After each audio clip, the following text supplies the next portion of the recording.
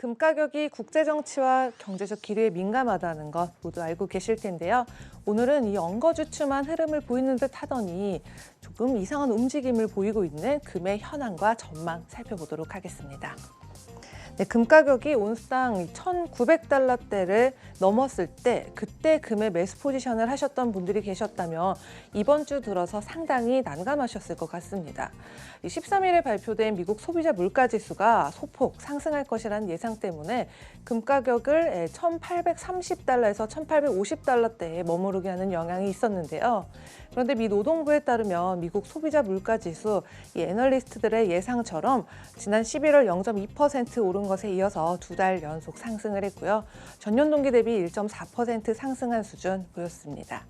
이는 또 휘발유 가격과도 연관 지을 수가 있는데요. 휘발유 가격이 오르면서 이쯤에서 휘발유 가격이 8.4%가 올랐는데요. 이 CPI 상승분에 무려 60% 이상을 기여했기 때문입니다.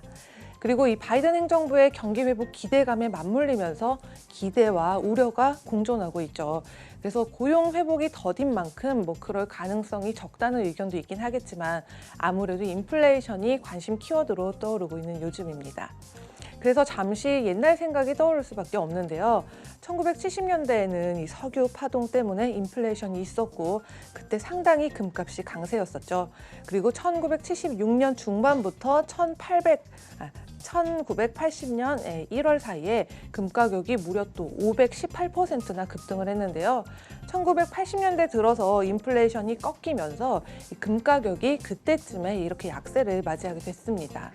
하지만 1990년대 이후로는요, 물가 상승과 금값의 상관관계가 점차 이렇게 약해졌는데요. 바로 지금의 이 암호화폐 투자 열풍처럼 이 인플레이션에 대비할 수 있는 대체 투자 대상들이 늘어났기 때문입니다. 그럼 다시 이 현 시점으로 돌아와서요, 금 가격의 흐름 살펴보겠습니다. 네, 금은 지난해 20% 넘게 급등을 했었는데요. 이 금 가격은 소비자 물가에 반응하면서 올라가는 모습을 보였고 또 13일 수요일에도 투자자들이 트럼프의 탄핵 투표를 지켜보면서 다시 소폭 상승을 했습니다. 그리고 오늘 장에서도 전장 대비 0.17% 상승한 1,847달러 선에 마감을 했고요. 이번 금요일에 이 발표를 기다리고 있는 미국 소매 판매 역시 이 금의 상승 모멘텀에 힘을 보태줄 것으로 보이고 있습니다. 네, 그런데 이런 요인들이 생겨난 일시적인 이 상승보다도 이 장기적인 관점에서의 하락도 우려하지 않을 수가 없는데요.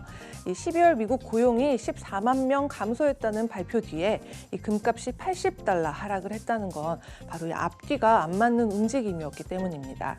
그래서 이에 콜카타 SKT 익스체인지 차팅은요, 이 테크니컬 차트상의 약세가 이어질 경우에 이 금이 1,800대 가격을 유지하지 못하고 1,790달러대까지 하락할 가능성이 있다는 것도 지적했습니다. 그리고 만약 연준이 금리 인상을 고려할 정도로 경기나 고용이 회복되지 않는다면 이 달러가 새로운 저점까지 또 하락을 하게 될 텐데요. 이 부채가 상승하면 이자가 발생하지 않는다고 하더라도 안전자산에 대해서 다시 투자해야 될 필요가 생기게 되겠고요. 또 최근에 이 디지털 안전자산이라고 떠올랐던 비트코인의 경우 이 지난 8일에 4,800만 원을 돌파를 했지만 불과 사흘 만에 20% 넘게 떨어졌었고요. 오늘 장에서는 다시 전장 대비 6% 이상 반등을 한 모습을 보였습니다.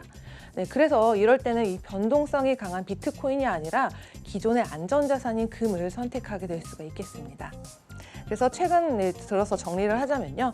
금은 현재 상대적으로 낮은 범위에서 거래가 되고 있고 1,800달러대 아래로 떨어질 수 있다는 위험도 가지고 있다는 것을 염두에 두시면 좋을 것 같습니다. 지금까지 글로벌 금융시장 심쿵 브리핑 펄스였습니다.